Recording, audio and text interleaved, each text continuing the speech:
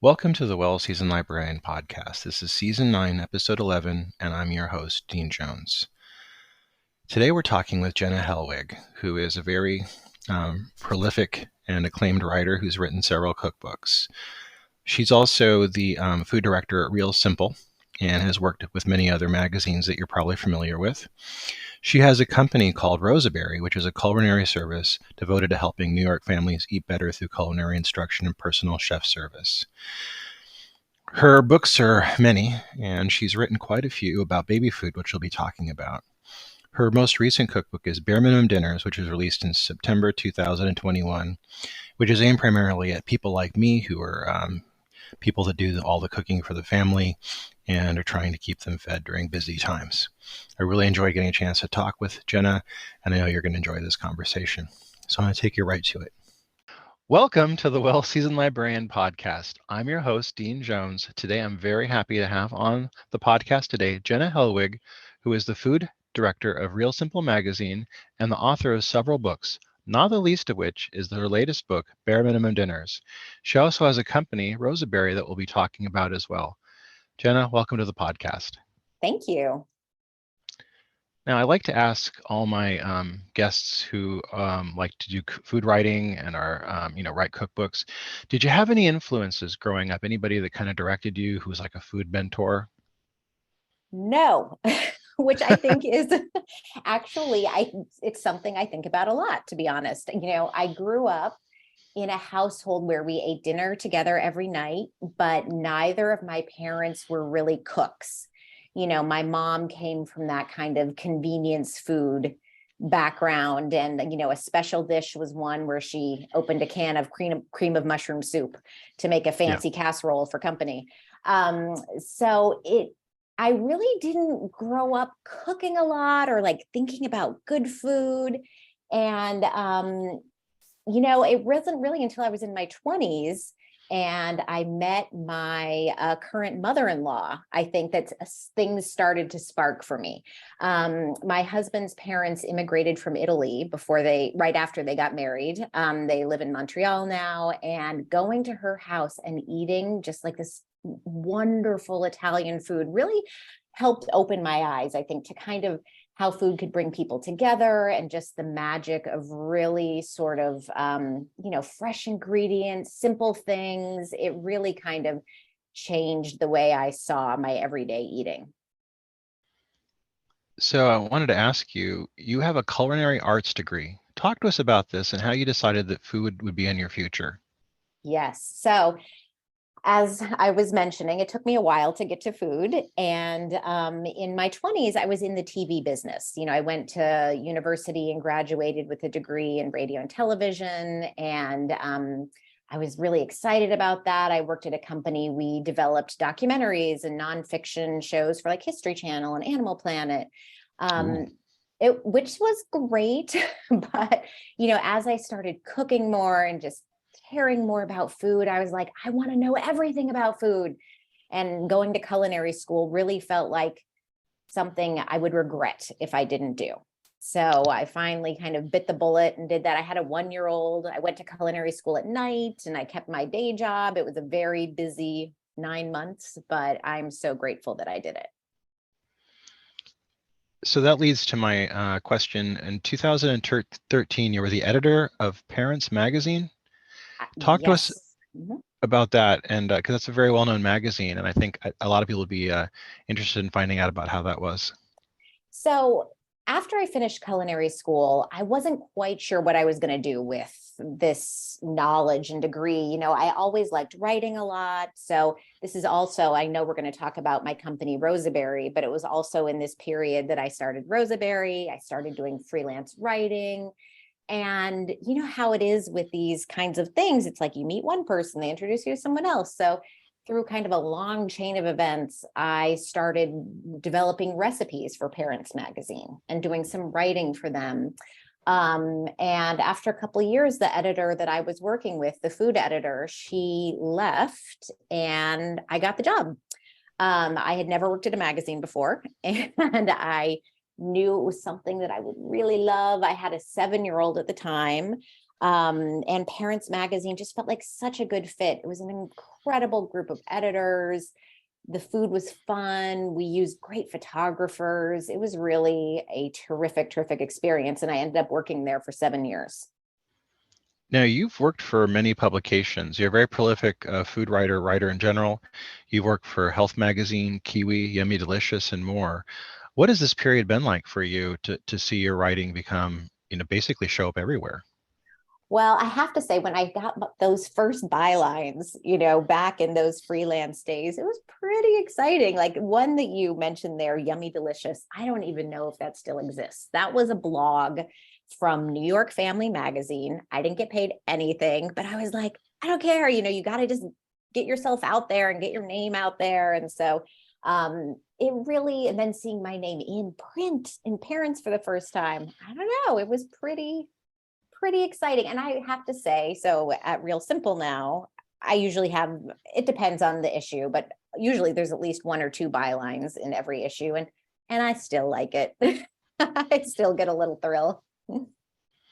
Now, you've also been on television. You've been on shows such as The Today Show, and you've done videos for Parents Magazine. How did it feel to be someone who was people like many times we know writers, we know their names, we don't really can't put a face to the name. But in this case, people could put a face to the name. How did that feel for you to kind of be in the public exposure like that? Well, I will say the first time I did Parents, the only word to describe, or excuse me, did the Today Show. Let me do that. So the first time I was on the Today Show, I was the food editor at Parents, and the best word to describe that experience was terrifying. I was, I was so scared. I was so scared. I mean, I knew I was going to be on for a couple of weeks beforehand. I was practicing and practicing, and what am I going to say? And thankfully, once I get in front of the camera, then I can just, and I've practiced, I can just kind of do it. I did theater in high school, and I think that maybe that somehow helped me just be able to perform like that, but it was very nerve-wracking. And I've done it, several times since, and it has gotten a little bit easier, but I still get those big butterflies ahead of time. The videos that we do in-house, whether for Parents or I've done a few for Real Simple, that's much easier just because it's not live. I think it's the live aspect of TV that is Yeah. a little frightening. Yeah.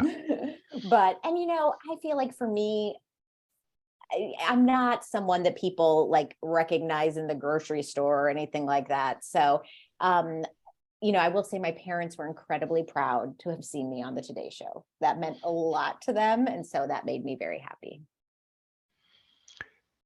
So we mentioned briefly your company, Rosaberry, and I really was interested in it looking at the website. Can you tell our listeners who are not familiar with it a little bit about it and what you do with that company? Yes. Okay. So Rosaberry is a company that I started after I finished culinary school. And as I mentioned, I was kind of like, what am I going to do? I was doing a little freelance writing, but I also wanted to just, work more in food. And I Yeah. had probably a toddler at that time. And I was like making baby food and toddler food and family food. And I thought, there are a lot of moms probably in New York City that would like to learn how to do this. And so I started teaching private classes, mostly to moms, some nannies, babysitters. And it really started focused on like food for kids and food for families. And then that kind of evolved to really be doing personal chef work. So I did that for many years. I was a personal chef, worked with several families. I'd come in once a week and cook meals for them for the week, put them in the fridge. And then as things progressed, I started working at Parents and didn't have time to keep all my clients. So then I started bringing other chefs on board Rosaberry. And, they would work with clients, but it would all kind of flow through the company. And so we're at the point now where I actually don't cook for any clients anymore. I don't have time now that I'm at Real Simple, but I still Yeah. have a few chefs that work with me, and I still work with clients and help plan menus. And so it's not a big part of my day-to-day anymore, but I'm so grateful that I still get to, keep my hands in there. It's always fun to meet new people and chefs. This episode is sponsored by Culinary Historians of Northern California, a Bay Area educational group dedicated to the study of food, drink, and culture in human history. To learn more about this organization and their work, please visit their website at www.chnorcal.org. We talked just briefly about just now about making baby food, and I want to talk about that because many of your books have been on making baby food, and it's something that I've talked recently with many of our guests about. One of our cooks, she was saying that, why would I go buy this baby food that oftentimes they find disgusting when I could just make my own and based on food we're already cooking anyway. And I thought that was brilliant because I think oftentimes as parents we never think of that. We figure like we got to buy the baby food, we got to buy the formula. It's what we have to do. We never really think about it. Whereas I remember my son when he was small, we gave him some food that we were eating. I think mashed potatoes or something of that nature, and he loved it. He was like thriving on it, and it really makes you think. Like we don't often really think about baby food very often. So where did you, how did that begin for you? Because you've written Real Baby Food, Easy, All Natural Recipes for Your Baby and Toddler. And you also wrote Baby-Led Feeding, and which was the second one. And then there was Multi-Cooker Baby Food Cookbook as well the year after. Can we talk about that and how you kind of became the guru of baby food? Yes, absolutely. So I was one of those parents when my baby was starting solid foods around 6 months that I was grossed out by the baby food in the stores. It Yeah. just like, I just didn't, I still think about it like the green beans. So this was really when I was just starting cooking in general. Right. It was before I went to culinary school. I was really getting into the kitchen. And so I started making all of that food and I really just never stopped. Then I continued and brought my baby into family meals, like you're talking about, as early as possible. So I think that I want to be clear that I have no judgment for people who buy baby food. Some people Right. don't have time to make baby food, or they don't want to, or Yeah. it just isn't as important to them. And that is totally okay. Your baby is going to be perfectly healthy and happy. This is something that if you want to do it, I think it's a great alternative. And it also, the way I thought about baby food has changed over the years. Also, I think as the trends have changed in this country, when I was feeding my baby, we made purees. It was like, let me steam the carrots and maybe add some cinnamon and mash them up. And I think that's how some people still do it, which is great. But there's been this big trend that's really strong called baby-led weaning. And that's what my second book, Baby-Led Feeding, is all about. And it's really what you were talking about is you don't have to make separate food for your baby. It's Yeah. how to make the food that everyone else is eating at the table, safe in terms of like choking and healthy, not too much salt. And so that book, Baby-Led Feeding, is the one that I think that has really kind of taken off. That's the book that people know me best from. And it has been so fun. I still, talk to parents. I have an Instagram account that's mostly devoted to baby food, aside from my regular Instagram account. And it's really, great. I feel very privileged to have helped so many parents, navigate this period that can be a little bit tricky. The next thing I want to talk to you about is very near and dear to my heart. So your second book was Smoothielicious, Power Pack Smoothies and Juices the Whole Family Will Love. So I'm like many people. I think every year around New Year's Eve, people get a smoothie maker, like some kind of like either the Ninja or one of the different kinds of ones that are out there, or a nice blender, and they'll start making smoothies. And they'll realize one thing: they really, really are awful at it. and I don't know. I'll make a couple smoothies and I'll try them, and I'm going, this is not very good. I'm awful at this. Why bother? It'll then get dusty and not be used again.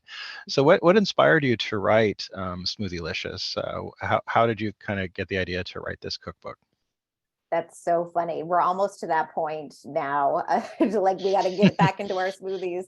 Yeah. Um, so I've always loved smoothies. And I would kind of play around with them and try different ingredients. And it was when I was working at Parents and I actually started talking with a cookbook agent that I had known for a long time.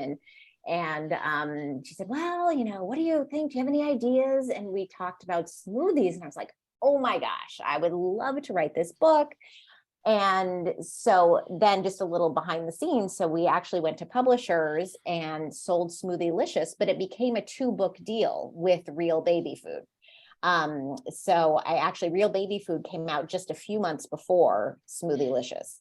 I was kind of writing both of them at the same time, which was a very hectic period. And I totally overdosed my family on smoothies. It took years for my kid to like go back and want to drink a smoothie. And maybe I took a year break, but I'm back. I will say it was not easy to come up with 75 different smoothie and juice recipes. That was a challenge, but it was really fun. I think what helped me was really breaking down the different components in a smoothie. Like, you need a liquid, you need something, or at least I do, that will make it creamy, like a frozen banana or avocado or yogurt. So thinking about what those could be, how could you add a vegetable, seeds? There are really an almost endless number of things you could put into a smoothie. You are the current food director of Real Simple magazine, and that's a magazine that my wife and I both, my wife and I both get several magazines, but we don't always love each magazine together equally. Like, I think outside of the New Yorker and a few others, I have my magazines, she has hers. Real Simple is one of the few that we can both love equally, and we both will actually sit side by side and look at. And I used to say the Christmas issue this year is just fantastic, especially the food portion of it. Do you want to talk about being the food director of Real Simple and what it's been like for you? Oh, yes. Well, first of all, thank you so much. That's so nice to hear. We work really hard on that magazine. They're all the editors and writers and photographers and creative people. Like, it's just like everyone works really hard. So it's so lovely to hear that people appreciate it and enjoy it. So I started at Real Simple in December 2019, just a few months before we all went home for a couple of years. And I was very happy to have had some time in the office with my new colleagues before we all went to have Zoom meetings. It is a really great place to work. I loved working at Parents. I was also the food director at Health for a while, which was really fascinating. And I'm very interested in nutrition. But Real Simple just feels like kind of the perfect place for me in terms of the actual food. I look back over my career from the cookbooks, the culinary classes, and also at Parents. Like, my big driver is to help make food and cooking easier for people. Less stress, less pressure. It doesn't have to be perfect. Just do the best you can. You can make something delicious. It doesn't have to take all day. So I'm really trying to make food accessible. And Real Simple feels like just the perfect vehicle for that. That's what it's known for. It's elevated, it's delicious, but not fussy. Like, I just never want anything to be fussy. So that this, feels like such a fun kind of playground to explore those types of recipes. Your latest cookbook is Bare Minimum Dinners, which was released in September of 2021. Can you talk to us about this book and the inspiration you had for writing it? And also, I want to ask you what it was like to have this book come out during the pandemic, which has affected so many cookbook writers. Yes. So the inspiration behind this book is one of my very good friends who was really struggling with dinner on a regular basis. She had 2 young daughters, and she always felt like she had to kind of go all out for dinner every night. Like, if she was making tacos, she also had to do the homemade guacamole and homemade salsa, and let's have some beans. And I was like, oh my gosh, like, dinner does not need to be this complicated. And in fact, both with her and my other friends, and even myself, who is a professional cook, I've realized that if it is too complicated, I'm not going to do it. Like, if it's a Wednesday night and I'm getting home from work and I have this elaborate, not even elaborate, but something that's going to take an hour planned, I'm going to call for pizza, right? Yeah. Like, that is just real life. Yep. So I really, for myself, for my friends, for my colleagues, I just wanted to come up with a collection of recipes that was still going to be really, really good, but not have any extra little, frou-frou. Again, it was that no fussiness, like no fussiness allowed. It's okay to leave out the garnish. You don't have to garnish. I love some supermarket shortcuts. Like, here's some great supermarket shortcuts. So that was really the inspiration behind it. And I have to say, I still really cook from that cookbook. When I know that I'm going to have a busy week, the weekend before, I'm like, all right, what 3 recipes can I make from bare minimum dinners this week? And it's kind of been a lifesaver for me too. It's just like a nice collection to have. And in terms of releasing it during the pandemic, well, Yeah. I guess I did what everyone else did. I had Zoom get-togethers and, it became a lot more about social media and less about in-person things. And, I feel like now, as we are hopefully slowly coming out of this thing, I see a lot of cookbook authors still really doing those. And I actually feel like that's great for accessibility. When there's a cookbook author I love, but who's having an event in, San Francisco or Chicago, if I can still join in on Zoom, it's fantastic. I'm really happy about that. What I loved the most about the books, for me, as somebody, I do the cooking and shopping and meal planning for the whole family. And for me, I really liked your shortcuts, and the reduced cleanup was a big thing for me. Talk to us a little bit about that. Oh my gosh. Yes. Well, my husband does the cleanup after I cook. So that's the rule in our house. So I make dinner and then he does the dishes. And not to throw anyone under the bus, but let me tell you, there's been a lot of complaining over the years about the number of dishes that are left to be washed. I hear that a lot too. So I won't lie, that was part of the thinking too. And I also do know that that's a big hurdle for people, right? Like, a lot of people are cooking and doing the dishes, whether they're a single parent or, that's just how they break down the responsibilities in their household. And knowing that you're going to have a lot of dishes at the end is enough to turn you off of dinner. And I want people to cook, right? That's my goal. So anything that can make cooking feel more accessible is what I'm there for. And a lot of times having fewer dishes is one of them. Do you have any favorite recipes from the book? I have a lot of favorite recipes. I will tell you tonight, I am making the cover recipe, which is the fish stick tacos. We're going to be, rushing home, not a lot of time to cook. And I ordered some fish sticks. I already have the tortillas. I've got a cabbage and basically all we need. And that's a good one. That's one I've used and I really like it as well. Thank you. I want to thank you for being on the podcast today. I've really enjoyed getting a chance to talk to you. I want to urge people to look up, we have a link to Bare Minimum Dinners on the bio, and I want to really urge people to get that. And I want to also urge people to look at the Real Simple newest episode out, which is the Christmas edition. Check that out. You're going to really love it. Jenna, thank you for being on the podcast. Thank you so much. It was my pleasure. Okay, we'll wrap there. Thank you for doing this today. I really enjoyed getting a chance to talk to you.